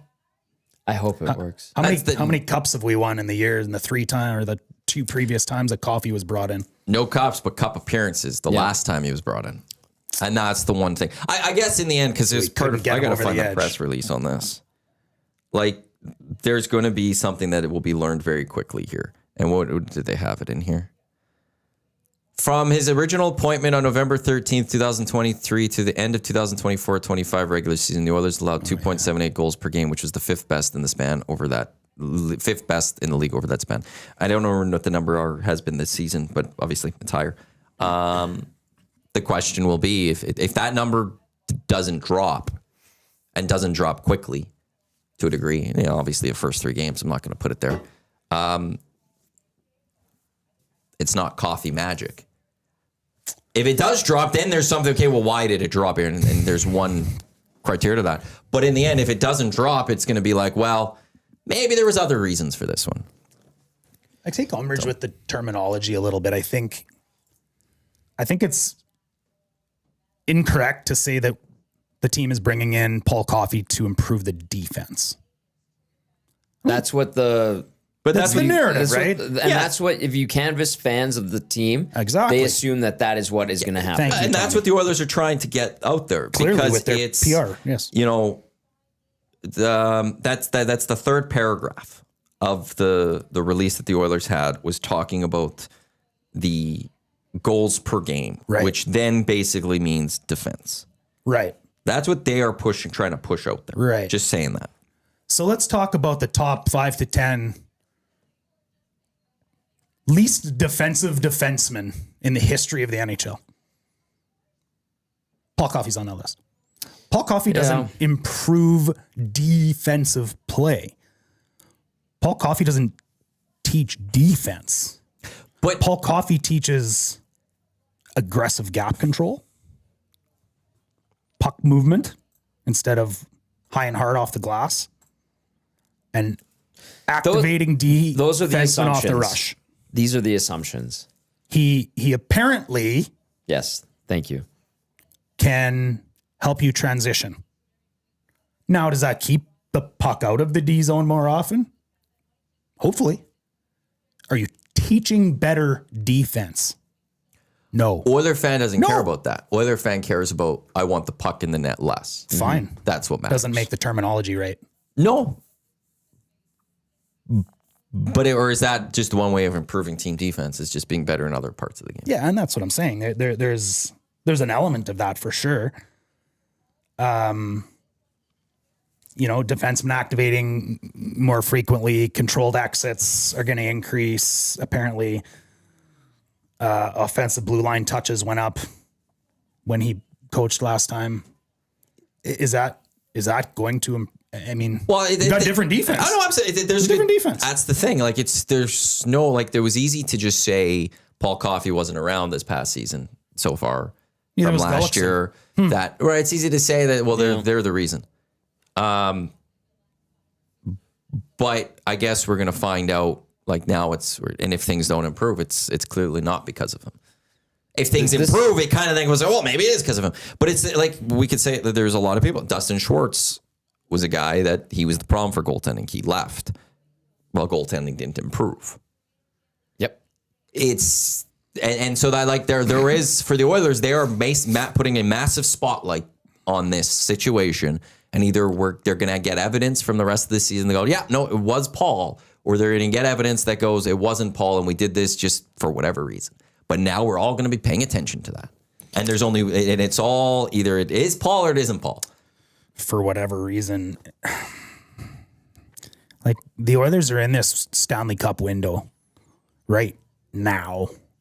I think like the margin for error is potentially microscopic. Is that a good word? For winning, like margin for error to win a Stanley Cup. It comes down to ink on paper for that next contract for number 97. Right. And I'm going to ask you a question about that. Because then it comes down to next year then. That's it. Adding a proven defensive systems architect would be doubling down. I think that having a former NHL superstar and an Oilers old boy club who quite literally has very little coaching experience, it just feels very emotional. It feels very emotional. And I don't think you want to make emotional moves Well, I will. in a microscopic. I'll explain why that margin it of does error. seem very emotional. It does seem very. I think it's dangerous. It is an interesting. The Oilers aren't confident behind this move, and the reason I say that is they buried it at the start of Canada game yesterday for the third period. Yep. You don't do that by accident. You're not. The Oilers PR team aren't idiots by any stretch of the imagination. And they've got pressures From above. Yeah. They're good guys. there is a reason. Like this isn't they were, oh crap, we didn't know. Yeah. We didn't think about that. Absolutely, this has been thought of. They probably went, are you sure you want it then type thing? Yes, that's when we want it. Okay, that's when we're doing it. They've been around the block. They know those type of things. This is an organization that also did the Stan Bowman hiring the day of Mark Spector's golf tournament. Yep. Where they know a lot of Oilers media is going to be there. So it's going to be harder for them to come to the press conference. They know what they're doing. You're not Good dig. You're not confident behind this move. And that's the one thing that says. You could have waited till Monday to announce this. Absolutely. You could have waited. You could have done this on an off day for Canada. Or Thursday or Friday Yeah. when he actually was in town. He's not in town yet and won't be for another Thursday? day. Yeah, which So today, today would have been like today. You Oh, could right. have He announced. moved back to Toronto, didn't he? Yeah, Yeah. They said he won't be back till Friday. He moved back. if He does not want to be on that. you could have announced it today, when we have not a lot to talk about as much. There is Canada women's, but I think we're all a little skeptical of it's hard to get confident that we're going to go take down the Americans in this one based on what we've seen between these two teams over the last 7-8 games. Yeah. Whatever. This is a very soft day in the hockey world. You could have done it today, but you're hiding it. You're hiding it, which would ended up being like one of the greatest hockey days we've seen since when? 3 overtime games Yeah. with Switzerland blowing it against Finland. It was an amazing day yesterday, by the way. But that's the one thing that I read about yesterday is the Oilers themselves are not confident about this move because they tried burying it as best as they could. And Yep. that makes me question them, okay, if you're not all 100% on board, What are you? this is interesting then. This isn't what championship teams do. This is not normal We will, as but Dusty there's said only 100 one way times. for us to fully get the answer to this now is watch the hockey play out and see if the defense improves. Yep. Is this move about recapturing swagger, or is this move about actually solving structural breakdowns? I'll say this. So really quickly, there are a bunch of like hardcores that just hang on everything you say that said, Tom, you said this would never happen. I was like, did I actually say that? I did.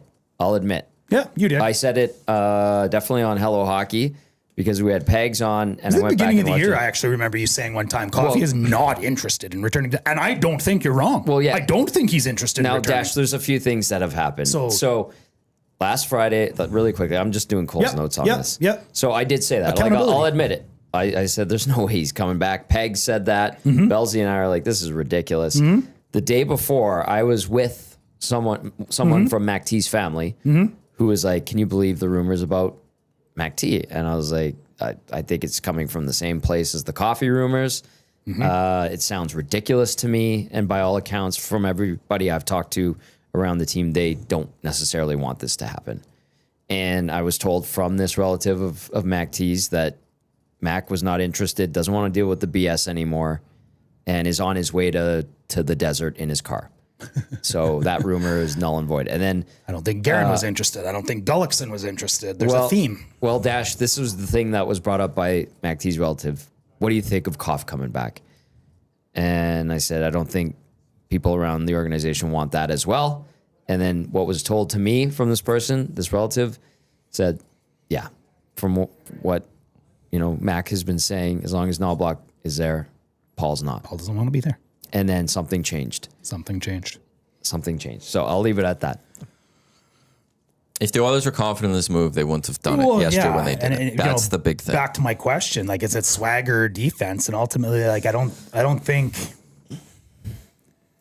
teams like Vegas and Dallas that can absolutely suffocate people systematically don't give a shit about your transition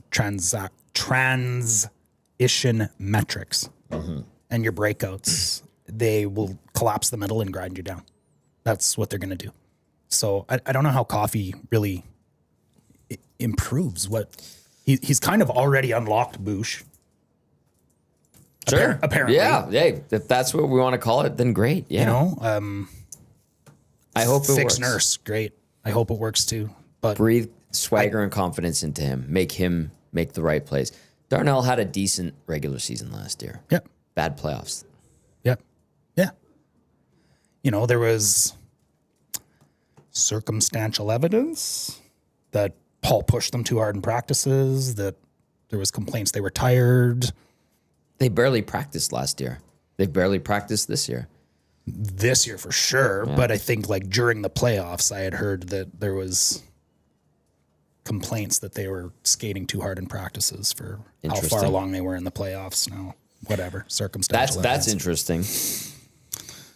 So if that comes out in exit interviews and now he's back, I think it just lends to what you're saying, Tommy. And I'm not sure anybody really generally wanted this move. I think there's a couple people, and if people knew who those people were, Boil you'd it be down. very surprised. Yeah, exactly. Very surprised. And let me use that as a transition to ask you a related question. In 2 years, when the McDavid contract gets renewed, I'm not going to ask the question you think I'm going to ask.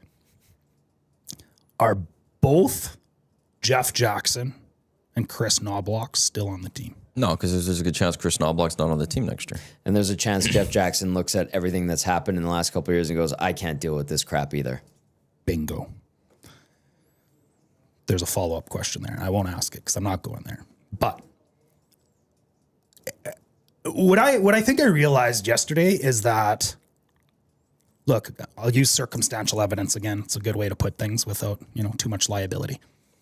There's circumstantial evidence out there that might say Connor McDavid has more say on this team than a player should. This tells me the opposite. If they're willing to put Coffey in there and Knobloch doesn't like it, Jackson feels potentially over trumped. What's the word I'm looking for there?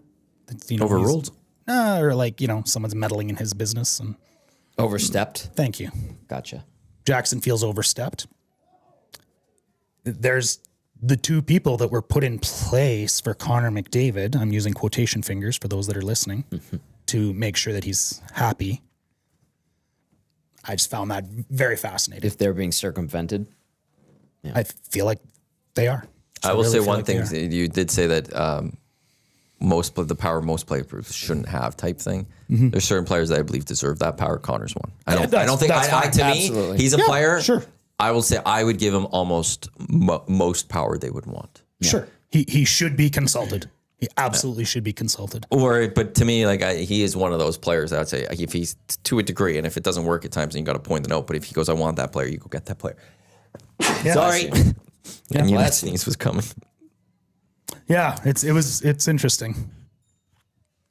But yeah, and then for an Oilers, for the organization themselves, I guess the proof will be in the pudding the rest of the season. For the fans out there that think Paul Coffey's the answer, I guess they'll either have the proof or not. It's either going to be that number of goals per game is going to come down, and they could be like, look, Paul Coffey came and this got improved, or it's going to stay the same or get worse. And you could say then it wasn't Paul Coffey. But now there's no wow, but you can't come and be like, well, the defense is worse though, because that's kind of what was said prior. So it's either it is Paul Coffey or it's not. We're going to find out.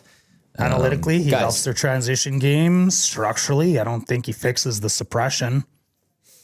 I don't know. It just feels emotional. It's exactly what it is. It's we'll very see. emotional. It screams urgency. They wanted the collective they wanted 2 new goalies. You got it. Want Coffey back.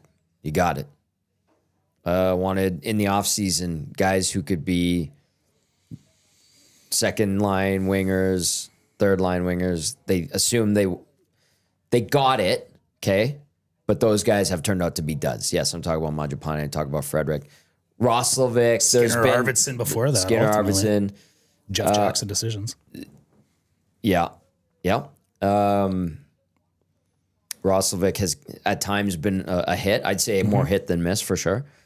I don't understand why you'd give him an extension, to be honest, but apparently those talks have occurred.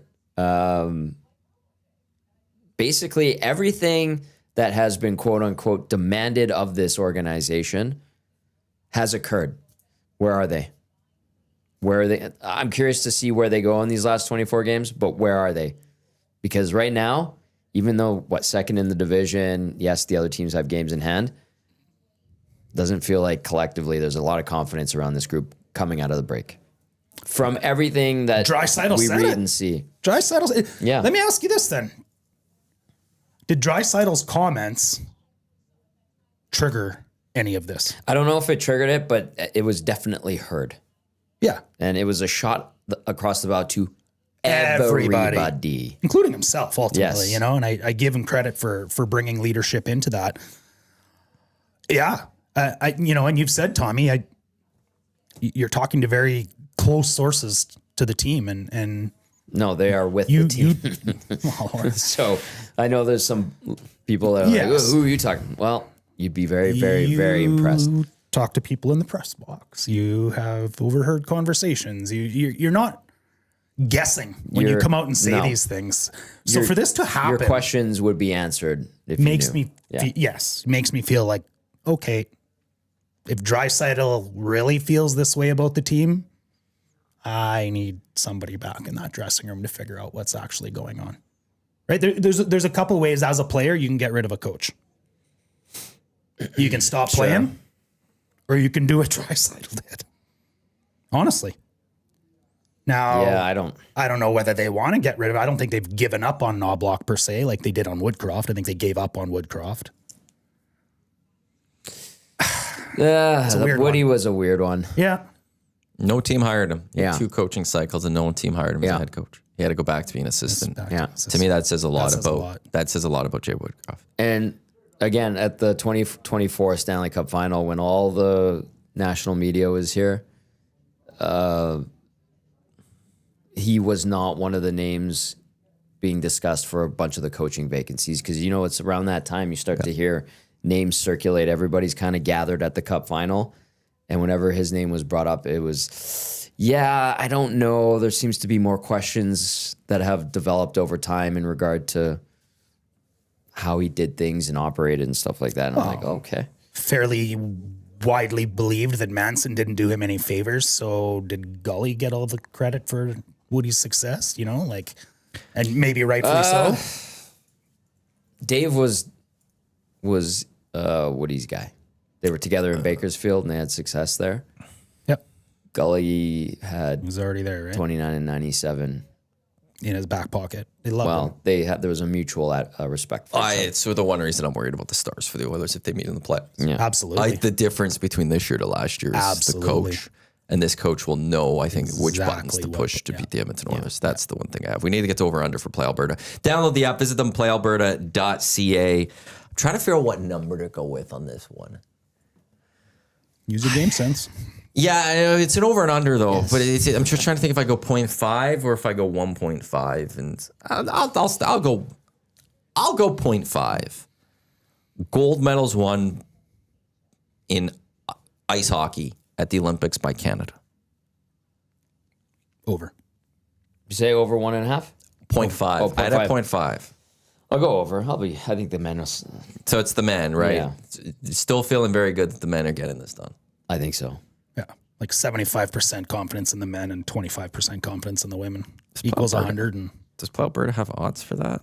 For the men's side? Because it's just this women one, and it feels awful. But there's nothing that we have seen over the last while that just makes you believe that, we're going to get them today. We're going to get them in a little bit. The outright winner, Canada minus 137 on Play Alberta. US is plus 130. Tomorrow, Canada minus 588 on the money line. The United States minus 1,500 almost. Minus 1,400. to beat Slovakia. So it's all headed towards Canada, USA in a gold medal game. No, look how young Sid looks in 2010. Fresh bebe. Even 2014. I just cut away from that. Thanks. Yeah, so tomorrow, Canada, Finland, 8:40, puck drop for the semifinal.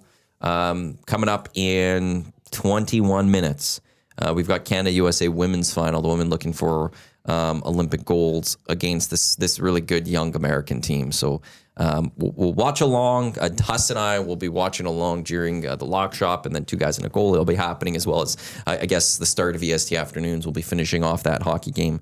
And we'll know who won at the date. In the end, Canada's at least getting a medal. So add another one to our count, which we are sitting at, from an Olympic perspective, we have 4 golds, 4 silvers, and 6 bronzes. Still could get a couple of golds in curling. Still could get upwards of 2 for hockey, but let's say 3 or like 1. So that puts us at 3 golds. Reese Howden still has to go to the ski cross. Can we snag 1 more to get to 9 if all that happens? I had an over-under for the tournament of 8.5 golds. Okay. So 9. I said to you There's before we still went a on path air. there. There's still a path to get to that 9. We're on the second longest gold medal winning streak in Canadian Olympic history. We had 4 straight days. 4 straight days of the gold. In 2010, there was 7 straight days. So we've got to double the efforts to get in that category again. But still, pretty impressive to see 4 gold medals in 4 days. Hopefully the women can get us another one. It's a much, much, much deeper conversation, but I really hope that we can find some more funding for the Canadian Olympic athletes. And that, to me, is also like private funding. I hope one day that there could be just some private funding that could come to help grow the athletes. Because, we've matched our gold medal total from 4 years ago at 4. Mm-hmm. That's just low. Where should we be? About 8 to 10? I would want to say so. That would be ideal. Especially because we're still medaling at those summers. Right. That's the big, to me, it's a total of it all. And I hope there's always a mix there. Going a whole week without a medal is kind of, although we need to just, to a degree, just invest in the Nordic stuff there, the ski stuff. There's so Why many aren't we medals better there. at that? It's a great question. Do we not have... Norway just puts so much into it. Yeah. We live in the Rockies, you know? Yeah. Look at these temporary locker rooms. those are quite the... Well, apparently they get dressed in where the practice rink is, and it's got good facilities, and then they move them over here. For the coaches' pump-up speed. Yeah, you can see none of their bags or equipment's there. It's just... Well, there's no hooks. Is there hooks on those No, I don't think... lockers? They showed a picture because the women's was the Canada game for the women's was at the other rink. Yes. And then they moved here for the remainder of the tournament at one point. And they had decorated the whole room nicely for the Canadian players. And that was the side room. And then this room, it's just there. It's just a temporary. Interesting. I forgot to look at the boards. Have they showed the ice surface? Are they going to change the color of the boards? They did. Was that... They did? They did. Oh, they changed the wrap? They were supposed to. They were ripping it down. I think it was still blue for the quarterfinals. I think they lowered the... Were they digital boards? For the semis. No, I thought they lowered. They ripped them down. I saw pictures of them ripping it down. I thought they put new ones up. You've been heard. Are you? Yeah, I thought the tone of the blue was lesser. It wasn't as dark. Oh, interesting. Okay. I just assumed they're going back to white boards or something. So. No, I don't think that was fully the plan. Oh, okay. But now I didn't catch all that story. I think Jeremy Swayman complained or something like that, or did he? That the puck's getting lost in the boards or something. Yeah, something like that. Anyways, Heavy Hockey Showdown, March 14th, March 13th will be the pre-party. HeavyHockey.com. Click on Heavy Hockey Showdown. $10 tickets to get in there. Go see the silent auction items now. That is on until 8 p.m. On the 13th. Yep. Team Heavy Hockey will take it on Team EST. It's going to be a fun event. It always is. Do you remember how many years you guys have been doing this? Because this is our 3rd. it's our 8th or 9th. all in support of SAY, Sexual Assault Center of Edmonton, who do wonderful work and desperately need the funding. If you'd like to donate to Team EST, just go to edmontonsportstalk.com at the very top. It does say Heavy Hockey Showdown. Just click that link. It'll take you to our donation page. And we will be in March auctioning off spots to be our coaches for our coaching staff. Join me on the bench. I will be your assistant. You are the coaches of the team, and we're here to help you. Kevin Van Dassler says it was done. A wrap is much later, so it is just a lighter thing.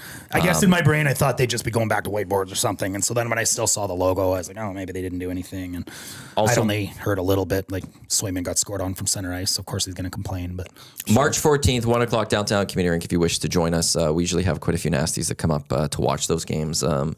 That's where we, and if you are already nasties show up, a bunch showed up for that game Yes, just to cheer us on to a victory. Thanks, VR. And chant MV Pauly. Bring everybody, more chants, more craziness. We're doing a lot to improve the game day experience. Just like other years, we've got Robert Clark singing the national anthem. We'll have Hunter, the Oilers mascot, running around. We've got trivia. We've got kids games. They'll be able to, play some knee hockey and do whatever they want to do. This year, I think there's going to be a bit of a merch booth. So we can sell some cups and some different things that'll be available there, some hats, I believe, and we got some better prizes and leave behinds for the players this year, and hopefully making that entire game day experience better for everybody involved. And the only way we can really get improving this is to raise more money and have more people there. So let's do both of those things. You guys do a great job. Thank you very much. I also just saw Olympics, 11:35 Canada-Norway men's semifinal action for curling. That's happening in the next half hour or so. Lock Shop coming up, myself and Haas. We've got two guys and a goalie, Trev, Gage, Cass. We've got EST Afternoons. We've got the Reed Wilkins Show with Jay Milne. That's all to come here on Edmonton Sports Talk. Thank you, Dash, for coming in. Greatly appreciate it. On behalf of Tommy, Dash, I am Matt. Thanks for tuning in to the EST Hangout, presented by Sentinel Storage right here in Edmonton Sports Talk. Your quick choice for Edmonton Sports, brought to you by Play Alberta. Lock Shop with myself and Haas coming up in just a few minutes. Don't go anywhere. Look at this. Let's go. There you go, right in front of the camera. First-time guest, long-time listener, fan of the original draft commissioner. Welcome to the EST Hangout, presented by White Claw Hard Seltzer. The difference is clear. Matt Iwanyk, Tom Gazzola with you here. Joining us today